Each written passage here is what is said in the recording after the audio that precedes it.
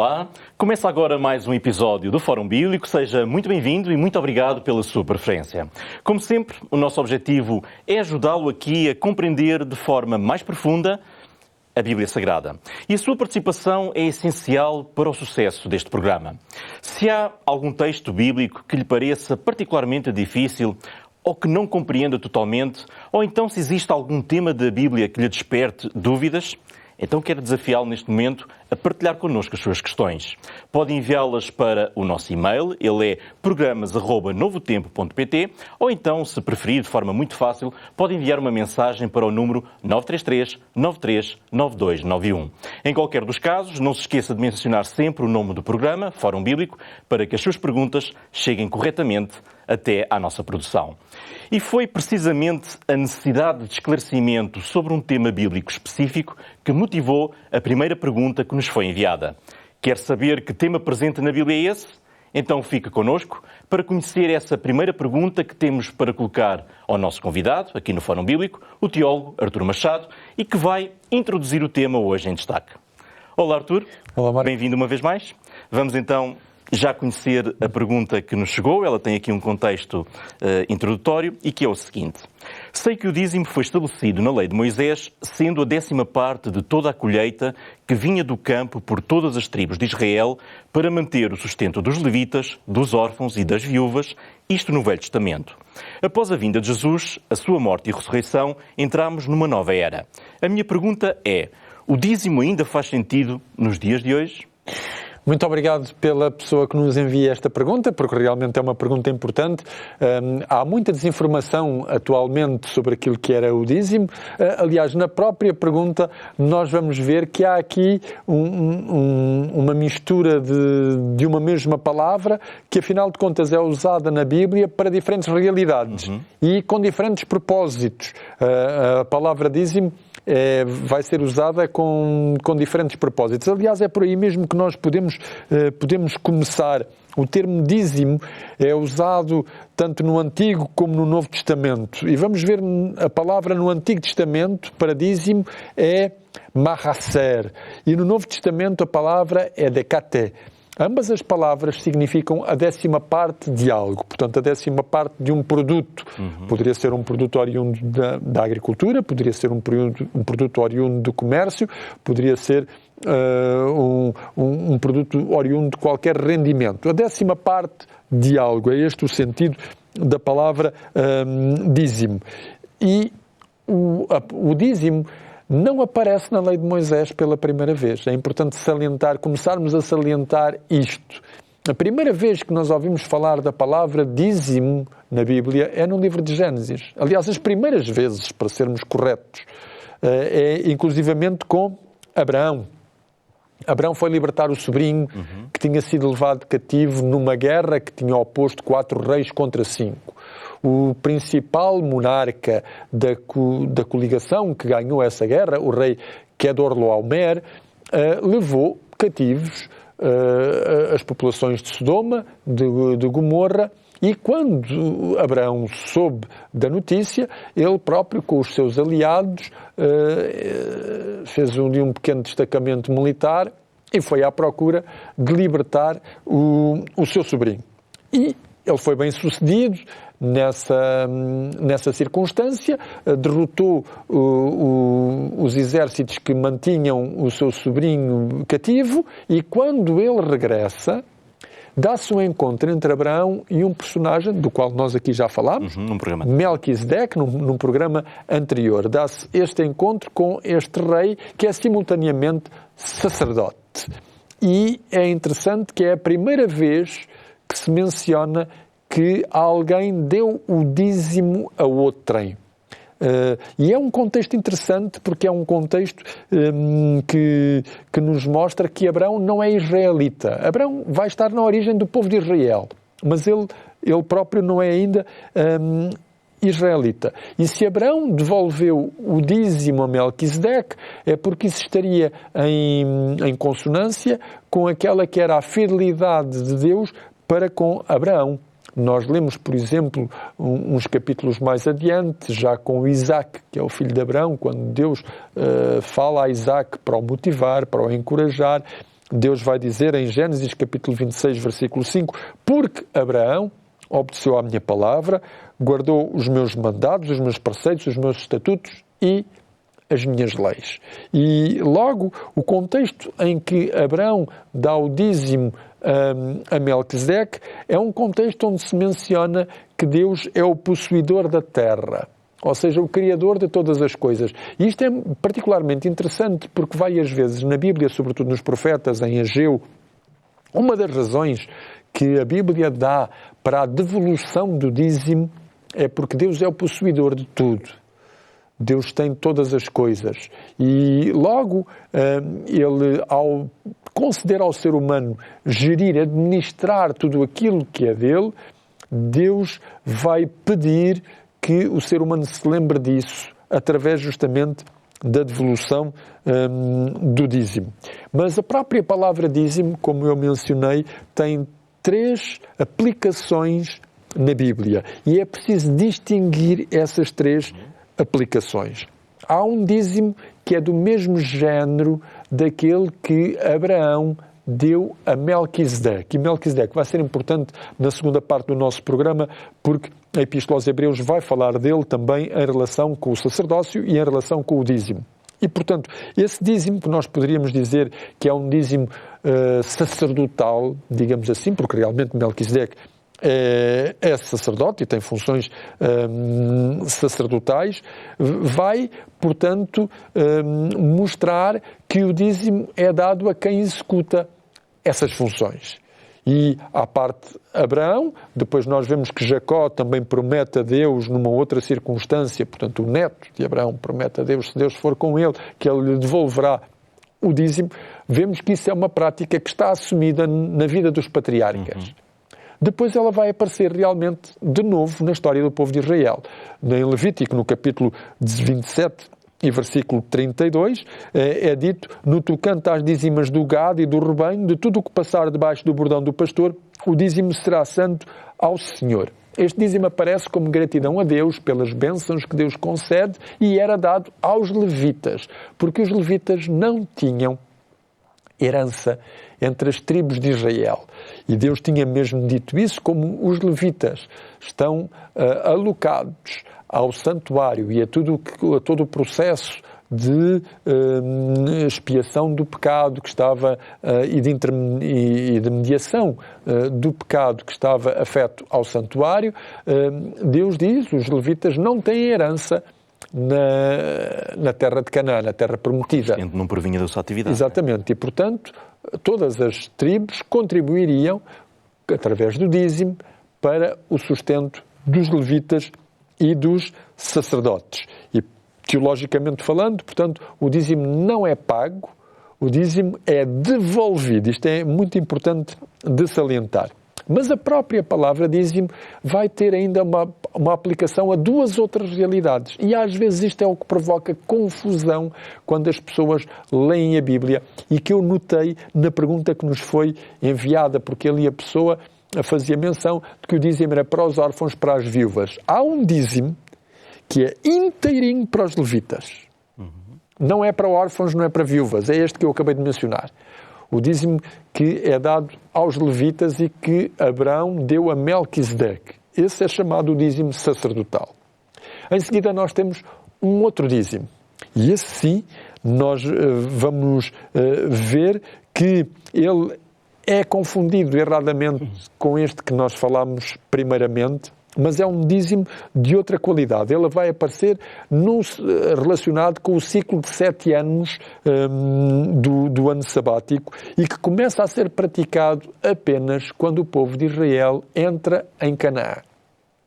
E esse dízimo já não é dado inteiramente aos levitas. Às vezes os levitas podem participar dele, mas participam dele no sentido em que a pessoa convida o levita a comer desse dízimo, tal como dá esse segundo dízimo ao pobre, ou à viúva, ou ao órfão. Nós vamos ver isso. Portanto, de acordo com os textos mencionados em Deuteronômio, esse segundo dízimo ficava com o adorador, não era levado à casa do tesouro, portanto o primeiro dízimo era levado à casa do tesouro, este segundo dízimo não era. O adorador poderia vender o dízimo do produto ou do animal, se necessário, e usá-lo para comer quando visitasse o santuário a cada ano, no primeiro, segundo, quarto e quinto anos do ciclo de 7 anos que findava com o ano sabático. E, portanto, este segundo dízimo, o adorador comia dele numa ação de louvor e adoração a Deus, juntamente com o pobre, com o órfão, com a viúva, e poderia também convidar o levita que estivesse naquele momento em funções. Não era um dízimo diretamente e estritamente para os levitas. Portanto, este é o segundo dízimo, a segunda vez que a palavra dízimo é aplicada na Bíblia. Há ainda uma terceira vez que a palavra dízimo é aplicada na Bíblia. E nós vamos fazer referência a ela. Finalmente, a palavra dízimo era também usada para se referir ao imposto que o rei poderia recolher. Ele vai aparecer pela primeira vez com Saul, como rei de Israel, portanto, cerca de 1000 anos antes de Cristo. Se as pessoas quiserem ver, podem ter como referência o primeiro livro de Samuel, no capítulo 8, nos versículos 11 a 15. Este dízimo vai ser apenas utilizado durante um período de 400 anos, que é o período que vai durar mais ou menos a monarquia. Embora se chamasse dízimo, também não se tratava do mesmo dízimo que Abraão devolveu a Melquisedeque e que mais tarde Deus orientou o povo de Israel a dá-lo aos levitas. O que a Bíblia nos relata é que quando o povo de Israel regressa do exílio de Babilónia, este terceiro dízimo desaparece. E o dízimo que permanece é o primeiro, aquele que Abraão deu a Melquisedeque e que Moisés disse que era para uso dos levitas. Nós vemos isso, por exemplo, em Neemias, no capítulo 10, nos versículos 37, que nos diz: as primícias da nossa massa, as nossas ofertas, o fruto de toda a árvore, o vinho e o azeite, traríamos aos sacerdotes, às câmaras da casa do nosso Deus, os dízimos da nossa terra, pois a eles cumpre receber os dízimos de todas as cidades onde há lavoura. Isto está em consonância com o Pentateuco. Também o profeta Malaquias vai fazer alusão a este dízimo quando diz que muitas pessoas no povo de Israel não contribuíam com ele. E o profeta Malaquias exorta o povo de Israel a trazer todos os dízimos justamente à casa do tesouro. Ou seja, o segundo templo é reconstruído, porque o primeiro tinha sido destruído pelos babilónios, e nessa reconstrução é como estava na primeira, uma parte era chamada a casa do tesouro, onde as pessoas traziam então esse dízimo que servia para o sustento dos sacerdotes e dos levitas. Muito bem. Então fica clara esta ideia que na Bíblia o dízimo tem vários significados e contextos e que é importante distingui-los corretamente para também serem compreendidos. Exatamente. Muito bem. Nós já vamos continuar este tema, mas agora é tempo de lhe dar a conhecer a oferta que temos preparada para si no programa de hoje. Estou a falar do Guia de Estudo da Bíblia à Procura da Verdade. Este manual de estudo está organizado em várias lições temáticas. Na verdade, são 15 temas. Cada um deles está centrado num aspecto essencial da fé cristã. Por isso, peça agora mesmo, se não tiver e sem qualquer custo, um exemplar para si, através de uma simples mensagem que pode enviar para o número 933-939291, a solicitar o Guia de Estudo à Procura da Verdade. Temos ainda mais uma pergunta a propósito deste tema, o dízimo, que vamos conhecer na segunda parte deste programa, logo após um breve intervalo. Continue por aí, nós voltamos já de seguida. TV Novo Tempo, o canal da Bíblia, o canal da Esperança.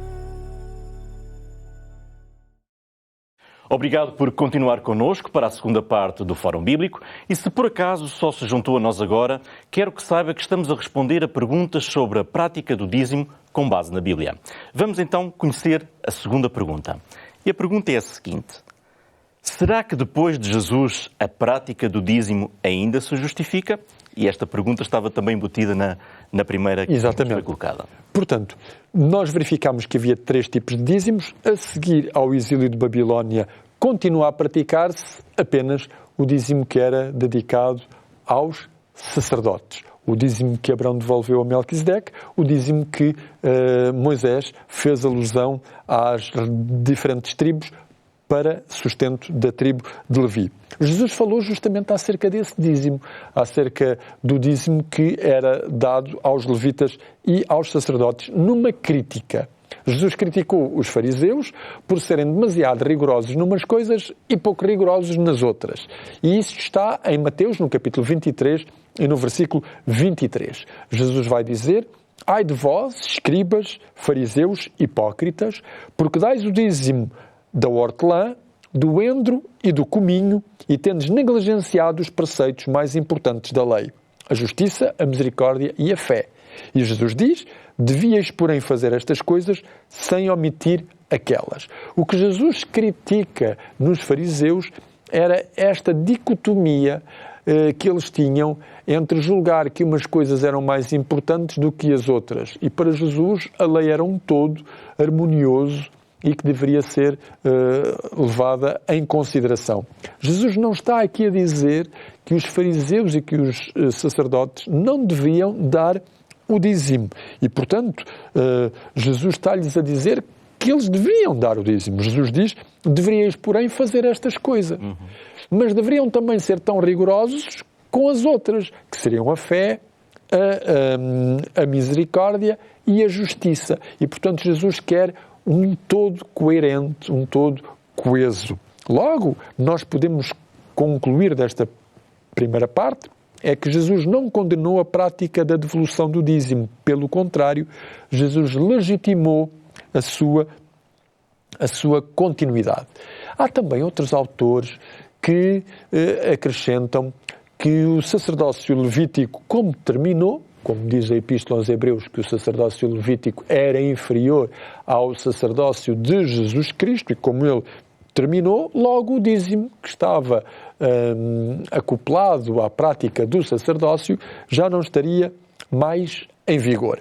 E é verdade que a Epístola aos Hebreus salienta que o sacerdócio atingiu, digamos, o seu cumprimento na pessoa de Jesus Cristo. Jesus é o sumo sacerdote dos crentes, num santuário que já não é mais na terra, mas que, segundo a Bíblia, existe no céu. E, portanto, para a Epístola aos Hebreus, o santuário levítico que vinha de Arão, também denominado o sacerdócio aarónico, portanto o sacerdócio levítico, não estava mais em vigor. E o argumento que o autor da Epístola aos Hebreus apresenta é interessante. Na Epístola aos Hebreus, no capítulo 7, a partir do versículo 5, ele diz: ora, os que dentre os filhos de Levi recebem o sacerdócio têm mandamento de receber de acordo com a lei os dízimos do povo, ou seja, dos seus irmãos, embora tenham estes descendido de Arão. Entretanto, aquele cuja genealogia não se inclui entre eles recebeu dízimos de Abraão e abençoou o que tinha as promessas. Evidentemente, é fora de dúvida que o inferior é abençoado pelo superior.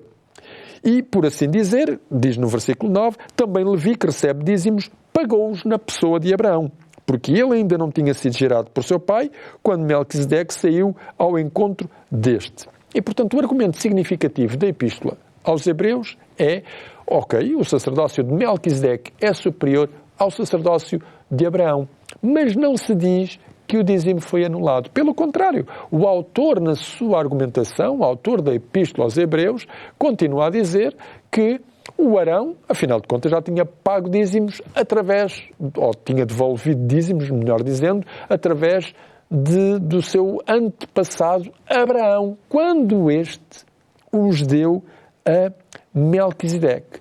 E o autor da Epístola aos Hebreus diz, é um facto, Melquisedeque é um sacerdócio superior ao de Arão, porque ele é um sacerdócio que é o tipo de Jesus Cristo. E, portanto, esse sacerdócio não se destina apenas a um determinado povo. Jesus é sumo sacerdote, diz a Epístola aos Hebreus, segundo a ordem de Melquisedeque, porque Jesus não é da tribo de Levi, Jesus é da tribo de Judá. Logo, o seu sacerdócio é superior, porque é um sacerdócio eterno, porque é um sacerdócio que é feito num santuário que é superior e, portanto, o autor da Epístola aos Hebreus cataloga tudo isto. O sacerdócio de Melquisedeque representa o sacerdócio de Jesus, mas isso não põe em causa a devolução do dízimo. E este é um aspecto importante que nós podemos aqui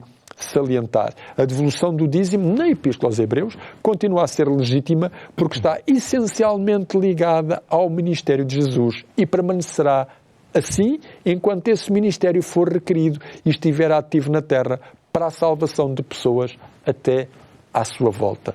Portanto, o argumento de que a mudança de sacerdócio incluiria a mudança do dízimo, portanto, a anulação do dízimo, não confere com aquilo que o autor da Epístola aos Hebreus está constantemente a salientar. Além do mais, a Bíblia dá-nos várias razões teológicas para a devolução do dízimo, até mesmo para o ser humano do século XXI. O dízimo está sempre ligado à adoração a Deus.